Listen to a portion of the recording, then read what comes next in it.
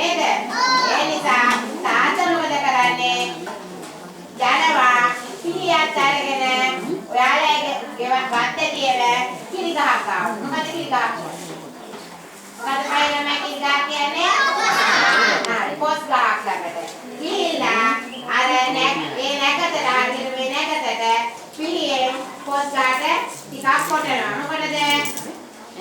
එතකොට ඒකේ පිළිබේරනවා නේද? ඊට පස්සේ කැමති මේ කලින් අතර තියපු වලක එක පොල් ගහක් හිටවනවා ඉඳ කියනවා නම් නැත්නම් මොනවාරි පැලයක් හිටවනවා. ඒ තාත්තා අම්ම මොකද කරන්නේ? අම්මනේ ගෙදරට වෙලා ඉඳන් වලට ගල් කියලා කන්න මොන දෙන්නේ නේද? අම්මා වැඩල්ලන්නේ කාත් එක්ක දන්නවද? මේ තාත්තේ දෙකේ බබාලා කියුණාට දෙකේ බබාලා දන්නවා. වින්දත් එක්ක දැන් ඔය ගොඩාක් වල විඳ නැහැ. ඒ වුණාට විඳ තියෙන ගෙවල් වල අය මොකද අම්මා මොකද කරන්නේ? වින්දත් එක්ක කොහොමද කම්පියුටර් කරන්නේ? සුළු පාට දෙක කැලලක් අරගෙන ඒකට දානවා මොනවද? සුළු මැට ටිකකුයි ගොඩක් නෙවෙයි චුට්ටයි අඟුරු කැලලයි සම්බකාසියයි ඊළඟට මිරිස් කරලයි ගොඩක කැලලයි ඔය වගේ ඊළඟ කිරිපත්ත දෙපුවෙයි ටිකකුයි ඒවා දාලා ඒක දානවා ඉස්සෙල්ලා පොට්ටනියක් බඳිනවා බැඳලා ඒක දානවා මොකද ලීලට දාලා අම්මා මේ වෙලාවට තමයි උන පුණ්‍ය කාලේ ඉස්සෙල්ලා ගෙදරට වතුරලා අවුරුද්ද රැකට ලබන්න ඉස්සෙල්ලා ඒව කරලා තියෙන්න ඕන. ආයි ඊළඟ කැප්පලින්නේ අම මේව කරන්නේ නැහැ. හරිද? ඊට පස්සේ අන්නේ නැකතට දින්දෙන් වතුර බාදියක් අරගෙන ඊට පස්සේ අන්නේ එකෙන් පුරවනවා මොකද? බෝතලයක් පුරව ගන්නවා.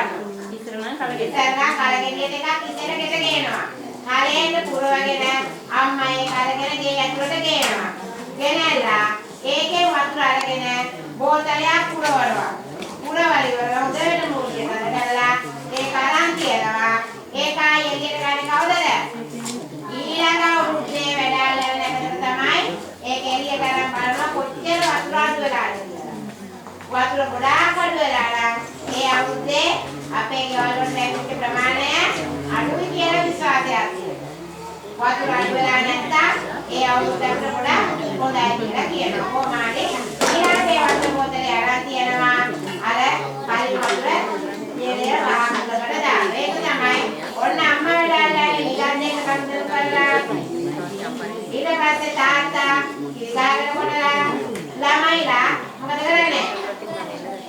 ඉගෙනීමේ වැඩ. හරි නේද? ඔන්න ඔය විදියටයි වැඩ ඇලීමේ චාරිත්‍රය කරන්නේ. මොකද හැමෝම වැඩ කරන්නේ නේද? හැමෝම වැඩ කරා. වැඩ කරන පස්සේ මොනවද ලැබෙන්නේ?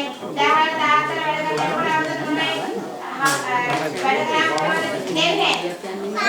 සාලි දෙනවා. එහෙනම් ඔයාලට වැඩ කරාම අවුරුදු පුරාම දෙන්නේ පාඩම් කරලා දාන්නකොට.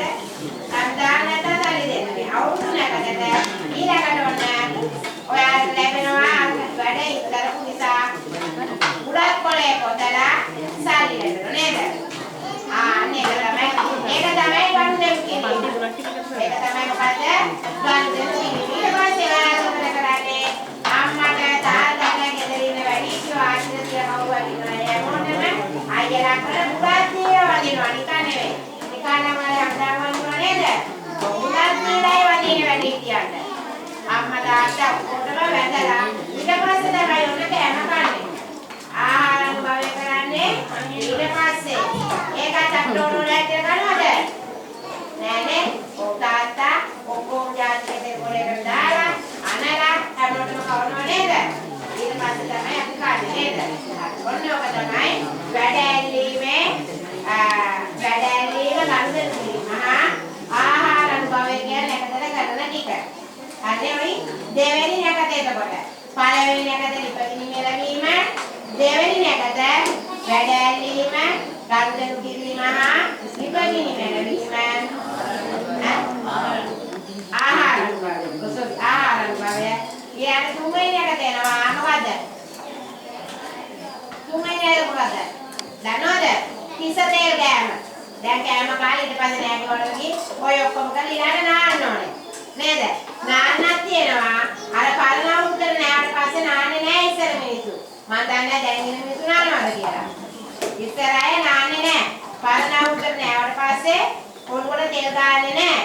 ඊට පස්සේ තෙල් ගාන්නේ අන්න අර හිත තෙල් ගෑමේ නැක තේනවා තුන්වෙනි නැකට.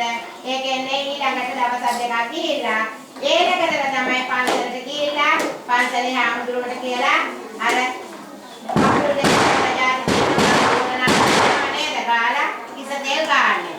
ආන්නේ දාටයි නාන්නේ ඊළඟ අවසාන චාරිත්‍රය තියෙන්නේ පැකි රස්සාවදා පිටත යාම. එදාට ඊළාට හැමෝම කෙවල් වලින් යනවා රස්සාවල් කරන්නයි රස්සාවල්. ඔන්න ඔක තමයි චාරිත්‍ර ටික. දැකත් හතරක් කිව්වද? හරි නේද? දැන් මඩ කිනේ ඔක්කොම එන්නද? හරි. දැන් කවුරු කරන්නේ? ආරම්භයි පස්සේ දැන්